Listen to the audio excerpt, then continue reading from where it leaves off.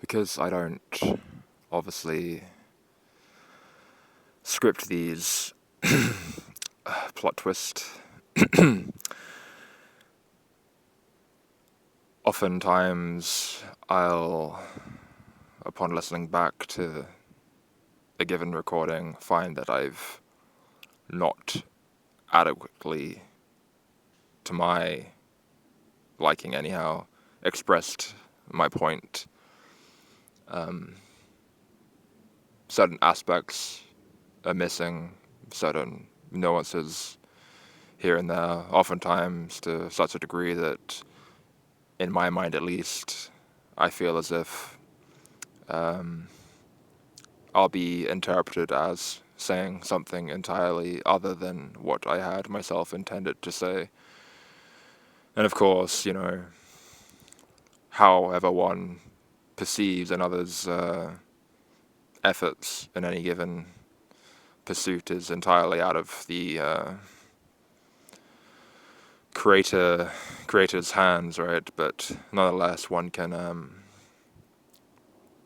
make certain efforts towards ensuring a more appropriate or desirable interpretation. And so I guess this is something of a continuation of the previous recording, video, whatever. In my mind, it seems as if I may be coming across as idealizing nature, or promoting something of a anarcho-primitivist position. But that isn't really the case. My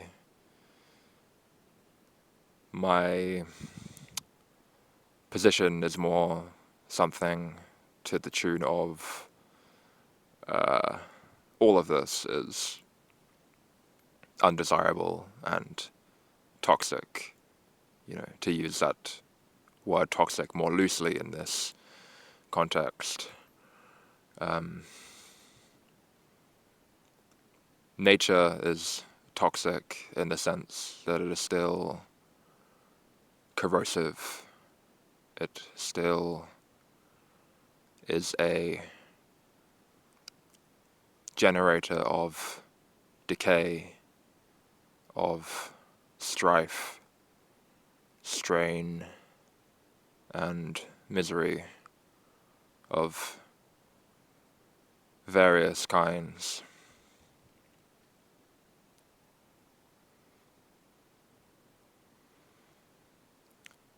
All that this, in my view, all that this industrialized modern society is a aberration of nature. It still is fundamentally nature, but it's a mutation of it. It's a corruption of it. The same way as the dog is a corruption, an aberration of the wolf. And this, of course, ties into the previous recording in some way, as I was prompted to produce that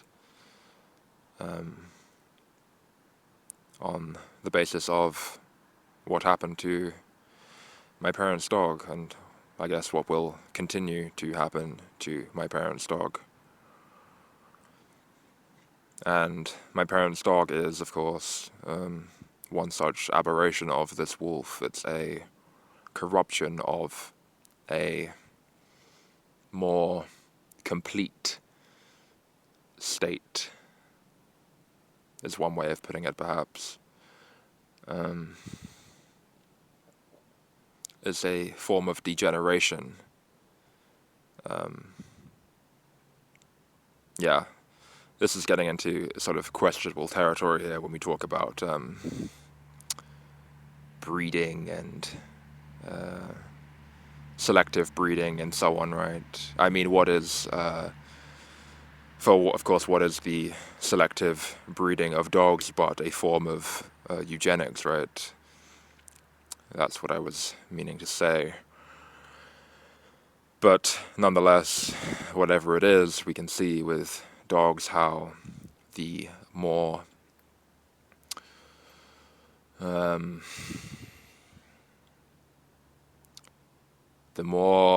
sort of limited the expression of the genes are, which is how we humans, I had nothing to do with it, just to let you know, in case you were wondering. Humans have basically created these different breeds of dogs, these pedigrees, in air quotes, right? It's seen as a good thing to be a pedigree, but it's really just, well, yeah, you're an aberration, you're a mutant, you're a degenerated wolf, basically. You may seem aesthetically pleasing in some extent, but you're going to be ridden, positively ridden with health problems of all sorts, and will die prematurely as a result of that. And we see with dogs that are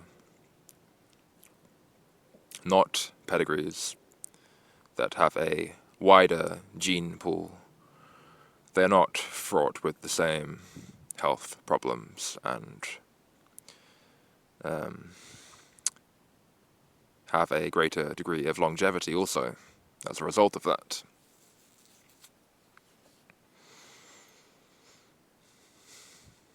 You can see the parallels there basically between the industrial society, this modern mode of living that I suppose basically everyone listening to this is going to be participating in. If you're on the internet, you, I guess, by default, right, you are participating in this. Although, I don't know, I hear some people living in fairly pristine environments have smartphones and so on now, like in remote regions, what people would typically call kind of uncivilized native peoples, say, which I guess, if true, is quite a shame. But I guess it's inevitability, right? Once the if this is all one closed system, this realm in which we live, once the poison is interjected into the pool, it's only a matter of time before it spreads, right?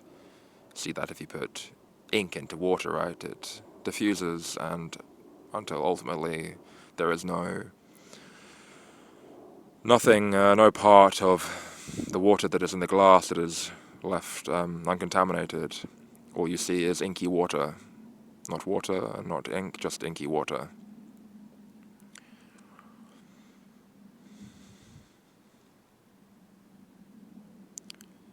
And so my sadness and anger is not just at the system, right? At the toxic nature, how this once supposedly pristine, Eden-like natural world has been violated by the cruel, malignant, indifferent gears of industry. But my lament is for the totality of this enterprise as a whole, of being.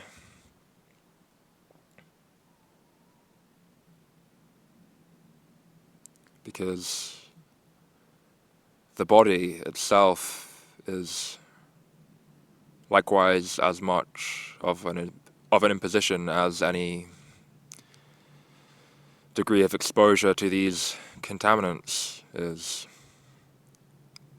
as much of an imposition. Forced to participate in this senseless game of, I guess, kill or be killed.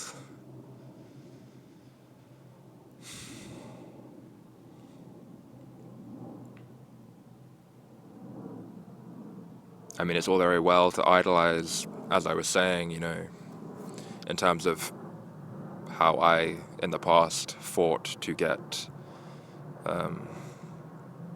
my parents' dog put on a species-specific, appropriate diet of raw meat and organs and fats and bones.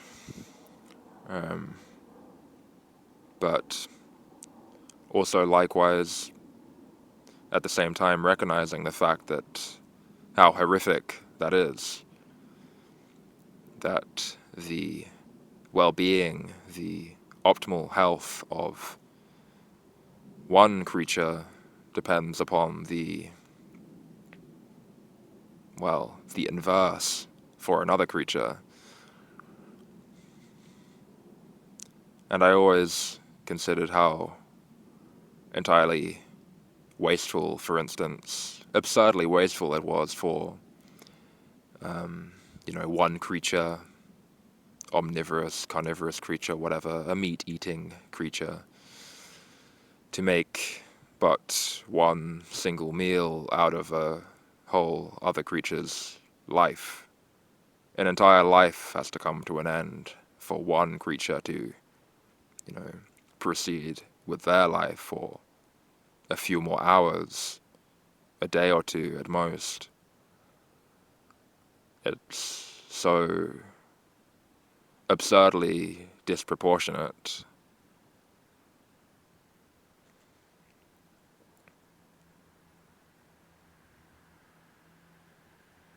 This whole thing is, when viewed, right, quote unquote, objectively, is cause for a great degree of lament and anger.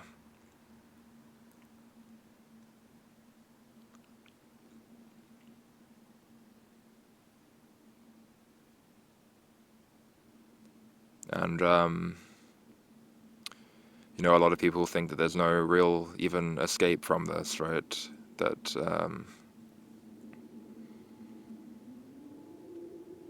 you see in Tibetan Buddhism, because of course this wouldn't be a recording of mine without me mentioning Buddhism at least once, right? See, in Tibetan Buddhism they make prayers for both the living and the dead, and the unborn and the unmade, right? It's the non-existent and the existent are, it's merely just a case of semantics, right? And different degrees of manifestation.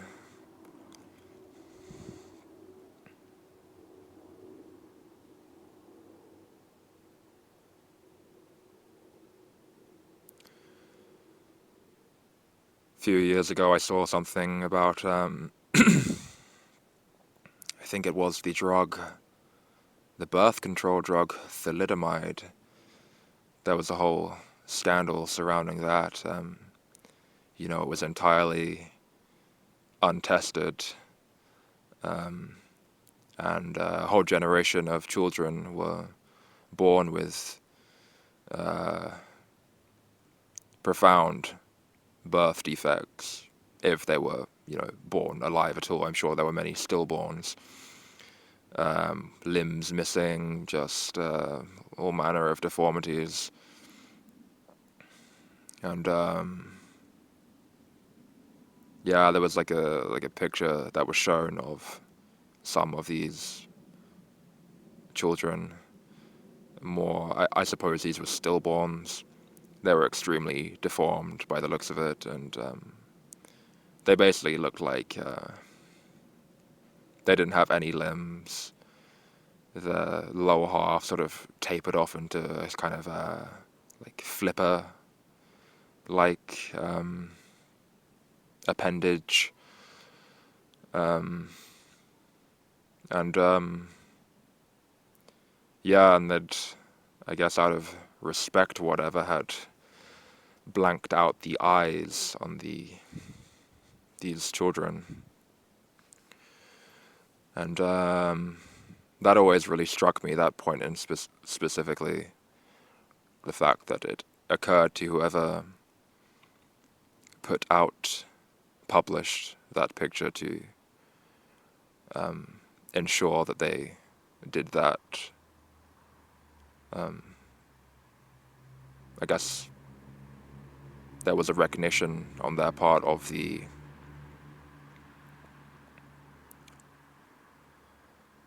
fact that a sentience had at one point inhabited this being, and of the sufferings that it would have endured as a consequence of such inhabitation.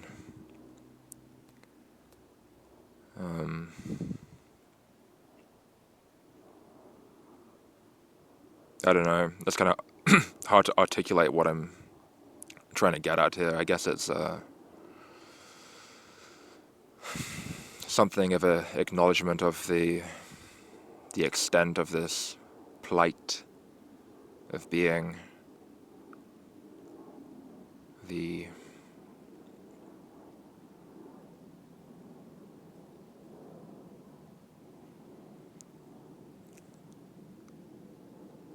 just the horror of it, and the horror that is only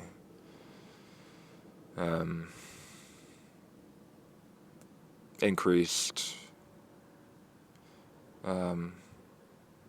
just remarkably more so by this aberration of nature that we call industrial society. People like to think that this industrial society is kind of a project of attempting to overall better the conditions of nature, that it's kind of an aspect of the great work, right, to use that occult terminology.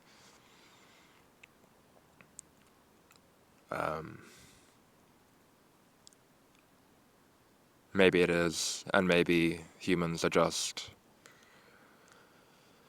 fighting a losing battle, not understanding that any attempt to remediate any aspect of this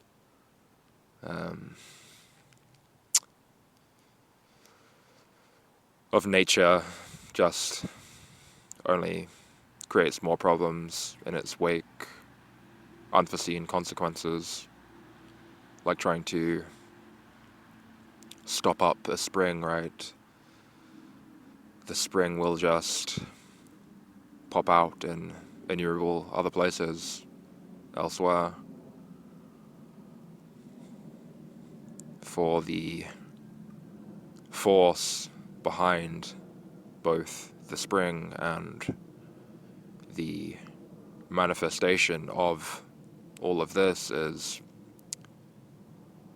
such that it is basically unable to be effectively suppressed.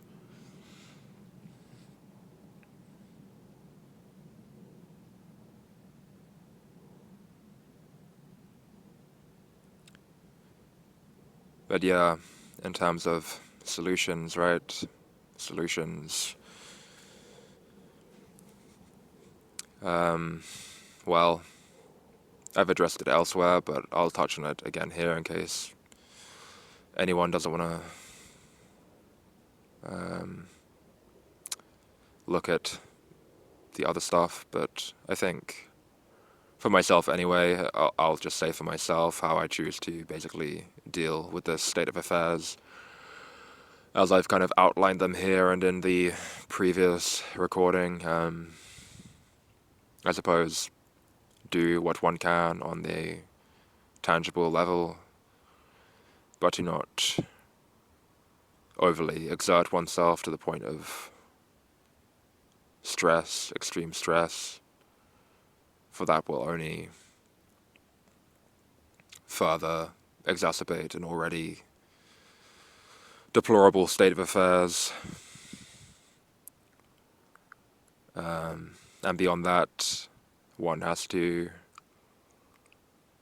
fashion a refuge for oneself within oneself to be at a remove from this. Not by dissociating, that's not what I'm talking about.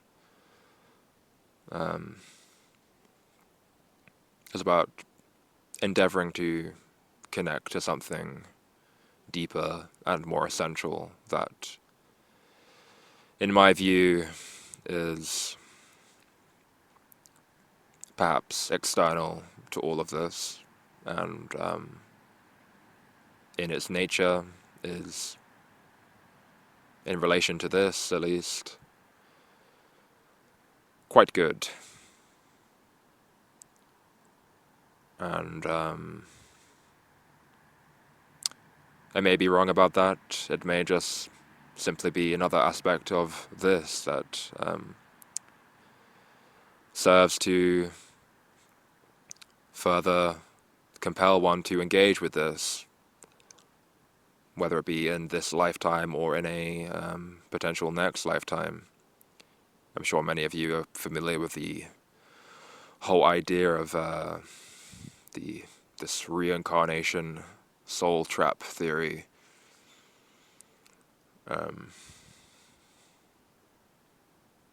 So it may be an aspect of that, but I would suppose one way to judge whether something is truly good and isn't simply ensuring that one remains stuck in this system and not escape it. One way to judge that is to see what the effect of engaging with this supposedly good thing is. And so far, in my estimation, as far as I can tell, with this supposedly quote-unquote good thing that I found for myself, this place of relative refuge,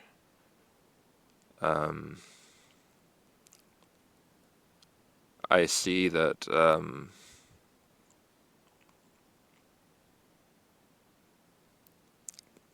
well, it doesn't, at least on a lived day-to-day level, it doesn't, it's not seeing me behaving in a way that is at all profitable to this system. Quite the opposite. I remain steadfast in my overall assessment of what this is, whilst yet simultaneously distancing myself from it and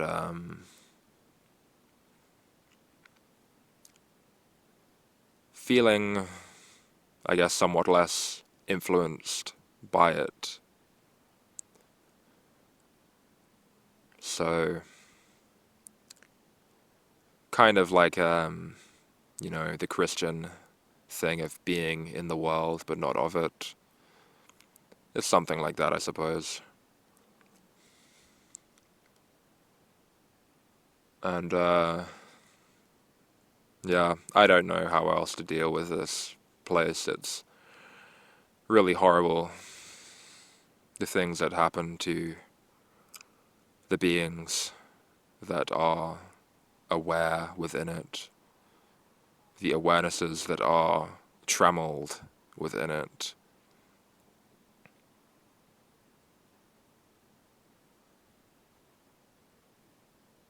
All of the pleasures, as I've said before, are just facilitating the ultimate pain that awaits at the end of that particular line of action. It's basically a setup for a joke, right? It's like a setup for a joke. The pleasure is the setup, the fun times, the good times, right? Keeps you engaged, so that when the punchline hits, you're sufficiently invested for it to land to the utmost, for it to land most effectively. Maximum investment for maximum pain. Yeah. Okay. Be well.